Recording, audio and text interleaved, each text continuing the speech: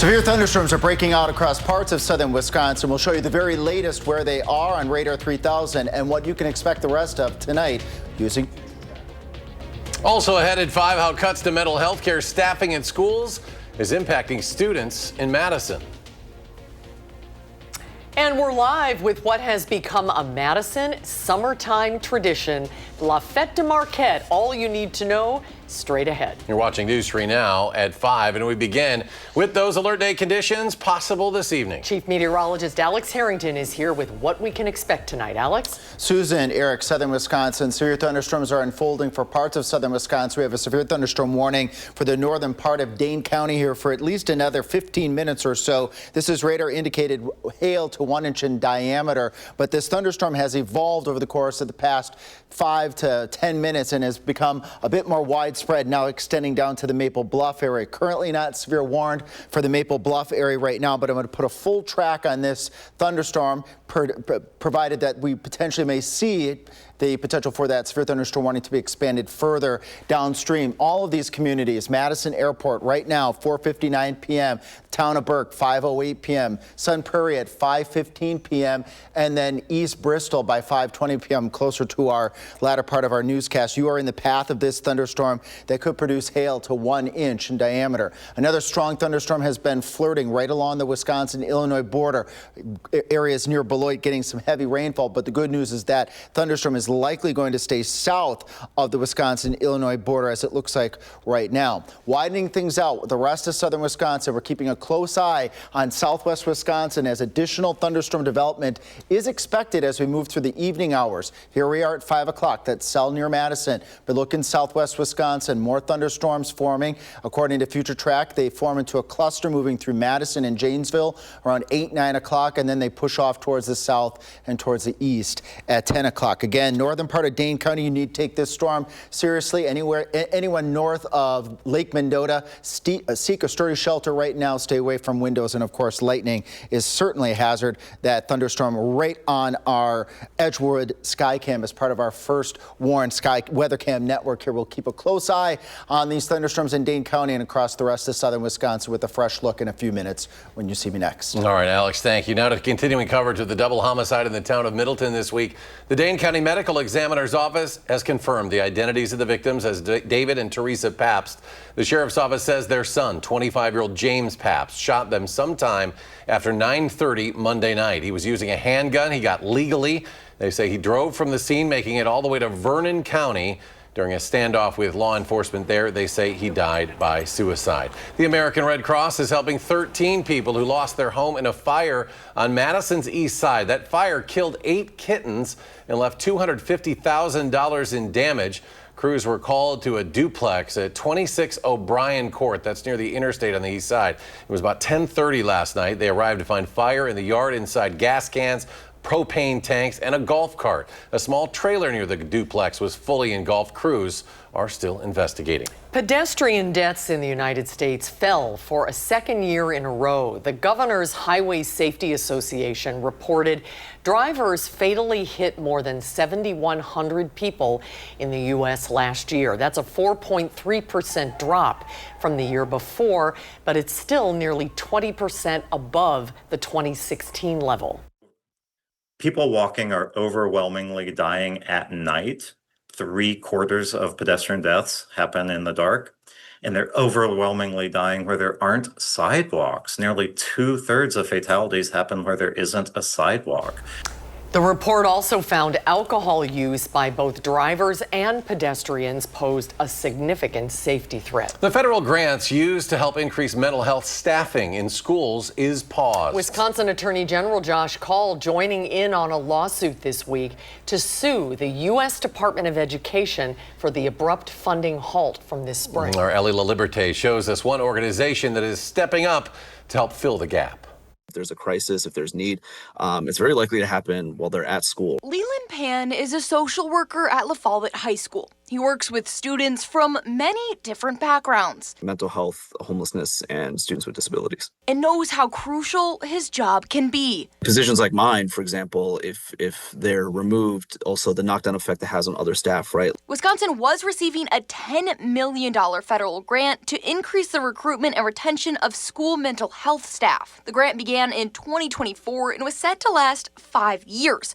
But when it abruptly stopped, it left nearly $8 million on the table. The area of focus for us right now is student mental health because that's what educators told us keeps them up at night. Steve Goldberg is the executive director of the WEA Member Benefits Foundation, a financial services organization for public schools and their employees. We've been going to some school districts where we know that they already have good programs in place, and the barrier they face is the lack of resources. He says the recent cuts to the grant funding has led his foundation to help fund mental health programs in 18 school districts, including Madison and Sun Prairie. The way this program is structured, we provide unrestricted, multi-year starter grants to help school districts support their student mental health programming. Goldberg's hope is for the private sector to step in to help schools. We always need more support around mental health, not less. Reporting in Madison, Ellie La Liberté, News 3 Now. Thank you, Ellie. Wisconsin was one of 22 states to receive the grant award last year. Layoffs are not surging right now, but a new jobs report shows it's still tough out there for job seekers. According to the Bureau of Labor Statistics, initial claims for unemployment benefits fell last week. However, continuing claims rose to their highest level since late 2021. That means fewer new layoffs, but more people are staying unemployed longer. President Trump fulfilled a campaign promise of no taxes on tips or overtime. But tax experts say workers won't feel relief in their next paycheck. Employers will still withhold federal taxes from tips and overtime through the end of this year.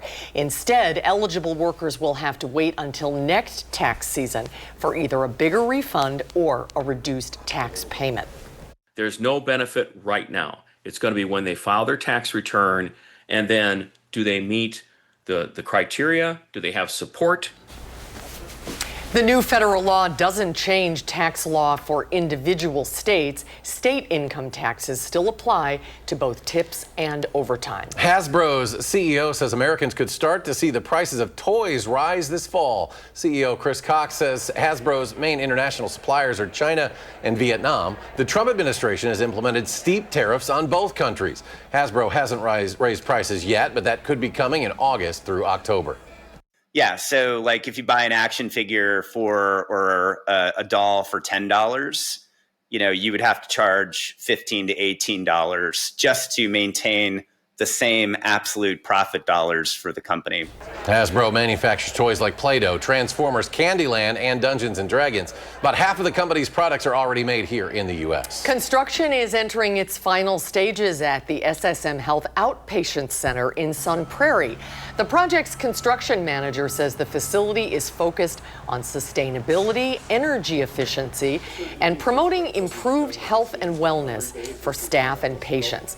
It features one of the region's largest carport solar panel arrays, with more than 1,900 panels sheltering the facility's parking. We also have taken some of the reclaimed wood from trees that we unfortunately had to take down on the site, and we're repurposing them in interior features such as a wooden bench underneath our staircase in the main lobby.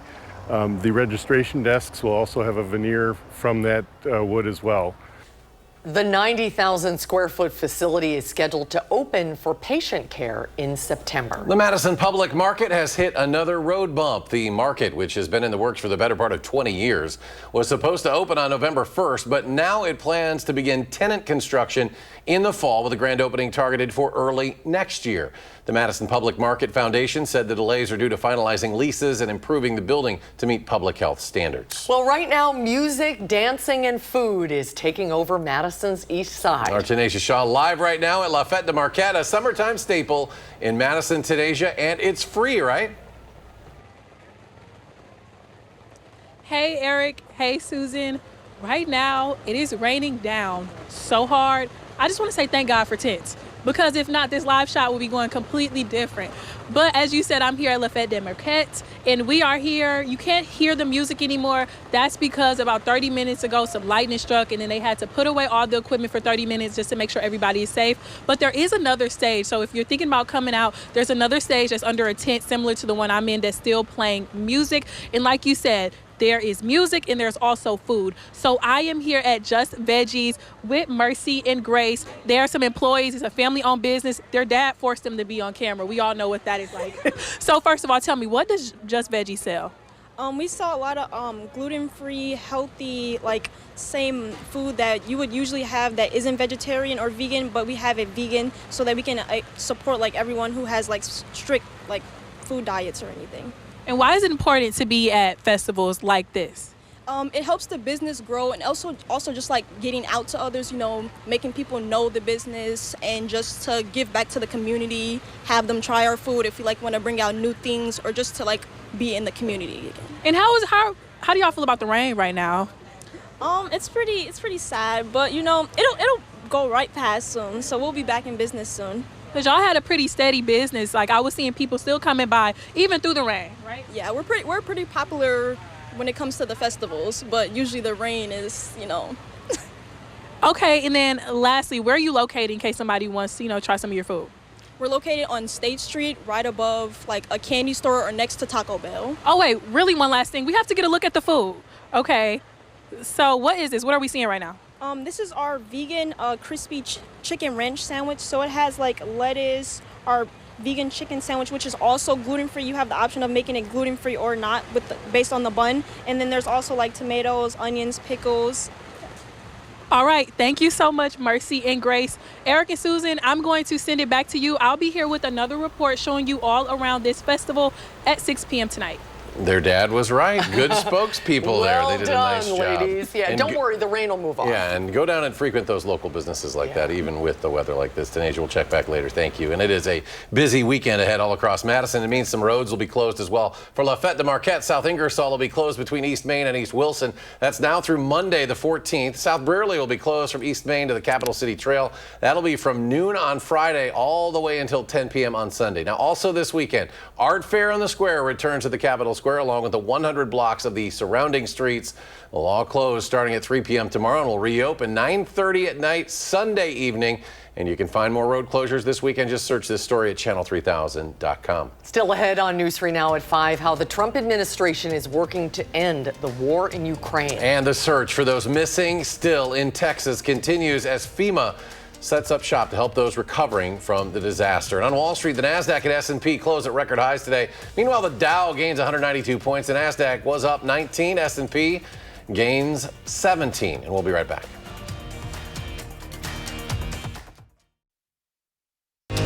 You're watching News 3 Now at 5. It is day 7 now since the catastrophic floods in Texas. The death toll has now increased to at least 121. More than 170 people are still missing. Over 2,000 responders are on the ground in Kerr County, helping with the search for victims. FEMA has set up in Kerrville, opening a disaster recovery center to provide help to survivors and families of the victims. The Trump administration is pushing for a deal to end the war between Russia and Ukraine. Secretary of State Marco Rubio met with Russia's foreign minister today. Lawmakers on Capitol Hill are working on a bipartisan bill to impose new sanctions on Russia. I think the only way Vladimir Putin is going to come to the table if he realizes that he's going to have to face some serious sanctions and supply of arms and wherewithal to Ukraine. Otherwise, he's going to just keep stringing us along. President Trump has reversed a Pentagon decision to pause shipments of weapons to Ukraine. Alert day conditions are possible tonight. Let's get a look at the latest radar. Alex, do we have any severe storms? I know you're keeping an eye on things out there right now. Yeah, good news. We don't have any severe thunderstorm warnings at this very moment. That severe thunderstorm warning for northern Dane County has been allowed to expire. But as we move through the rest of this evening, strong winds, hail, we can't rule out the potential for an isolated tornado. And as you take a look to perhaps your right, Areas east of the airport right now are getting rocked with heavy rain, some gusty winds and some small hail. And we can show that to you here on Radar 3000. Where is that storm right now? Right along 151. Communities that are in the path of this strong thunderstorm will be York Center in York right around 523, Cottage Grove at 526, Marshall at 529, and then if it holds together, and it likely will, Waterloo right after our newscast at 5:37 p.m. Again, strong gusty winds right now and some small hail and torrential rainfall are the main threats currently with that storm in Dane County. Beloit, you dodged a very strong thunderstorm with hail perhaps up to half-inch in diameter south of the Wisconsin-Illinois border, and that's going to likely stay and just scoot along the Wisconsin-Illinois border and not affect parts of southern Wisconsin. We're keeping a close eye over northeast Iowa and southwest Wisconsin as a weather system moves through the area, which has a bit of rotation to it. We call this a mesoconvective vortex, or an area of low pressure, and that is expected to bring more thunderstorms to southwest Wisconsin by 6 o'clock, forming into a couple of clusters that move into Madison, 8 o'clock, then Janesville right around 8:30, 9 o'clock, and then those thunderstorms move off towards the east, out towards Lake Michigan, and weaken some as we head towards 10 or so at night. On our live Edgewater Sky Cam, which is part of our First Warn weather cam, this is the southwest part of that storm over the east part of Dane County. You can see all the heavy rainfall. We're keeping a close eye on our cams and providing any observations that we see to the National Weather Service. Strong winds, main threats over the next 2 days, but again, torrential rainfall, some marginally severe hail, and we can't rule out a brief spin-up tornado tonight and potentially as well on Friday as another round of thunderstorms enters the picture later Friday, and yet another round on Saturday. That's the last of these 3 rounds of thunderstorms, less humid by the time we go into Sunday, which will be the nicer half of the weekend. Let's fast forward here. There go those showers and storms for this evening, potentially getting a break overnight with a couple showers and thunderstorms during the morning. But as we head into the afternoon hours with clouds and morning showers and storms that may focus the thunderstorm activity and redevelopment more towards the Wisconsin-Illinois border as we head towards 6, 7, 8 o'clock on Friday, which would be good news. We don't need the severe weather, but we'll take the raindrops and then one more round of thunderstorms as we go into Saturday afternoon. A silver lining graphic here, drought monitor, Janesville. You had been under moderate drought conditions that has now been replaced to abnormally dry conditions. Still seeing some pockets of moderate drought, Darlington area, Monroe, but we're seeing a little bit of improvement in the drought monitor in areas that have been stagnant at very abnormally dry to moderate drought conditions, and these few thunderstorm chances, these 3, I should say, do bring rainfall to southern Wisconsin. Hopefully we can keep the severe weather at bay as we move forward here over the course of the next couple of days, but keep continuing getting the raindrops. Sunday, dry, less humid. Then we turn very warm and humid Monday going into Tuesday. We'll have to keep a close eye on that Wednesday weather system with concerts on the square, but we could potentially sneak that concert in on Thursday evening as showers and storms end on Thursday. If, for whatever reason, Wednesday's event looks like we may have showers and storms. We'll keep a close eye on Radar 3000 and the evolution of these storms this evening. Good evening to have the First Warn weather app handy. And of course, stay tuned to Channel 3. All right, Alex, thank you. And after the break at 5, changing lives one cup at a time. The new Monona business creating jobs for those with disabilities.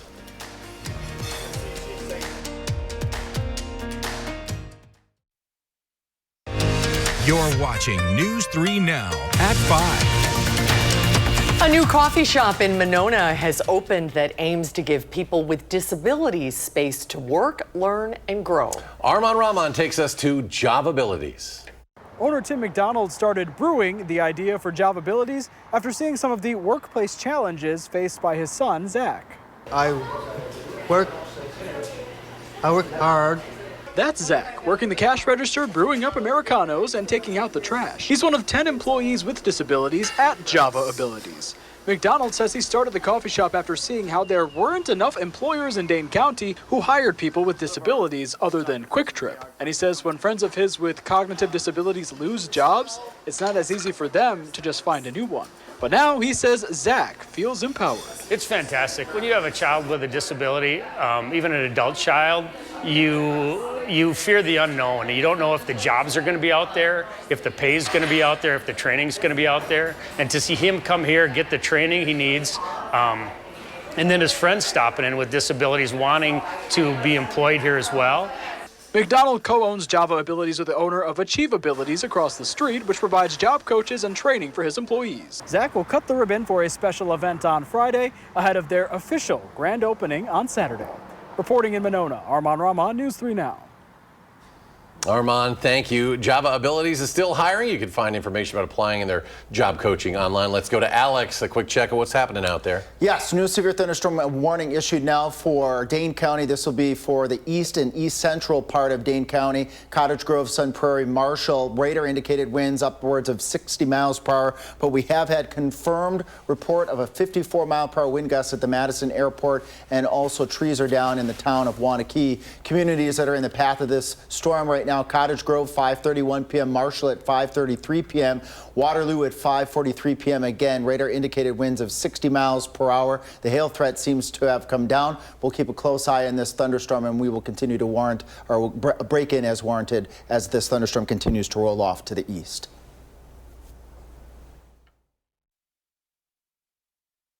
Now we're going to go back to Alex. One final check of the forecast. Yes, we still have a severe thunderstorm warning in effect for Dane County. This would be east of the Madison airport, where we have had a confirmed report of wind gusts up to 54 miles per hour and trees down in the town of Wanakee. This storm is moving off towards the east. This will be at the Black Hawk Field at 5:32 p.m. right after the newscast. Marshall at 5:33, Waterloo at 5:43 p.m. and Deerfield at 5:48 p.m. Additional thunderstorms are expected to develop across southern Wisconsin this evening as part of our alert day set of conditions here. Some of these storms could be severe with gusty winds, hail. We can't rule out the potential for a brief tornado as we move through the rest of this evening. You'll certainly want to join us tonight again at our 6 o'clock newscast. We'll have the very latest on Radar 3000, and I'll have a very latest future track projection on what you can expect for storms as we go on into Friday afternoon and then again into Saturday. So to repeat once again, we have a severe thunderstorm warning for the east part of Dane County. This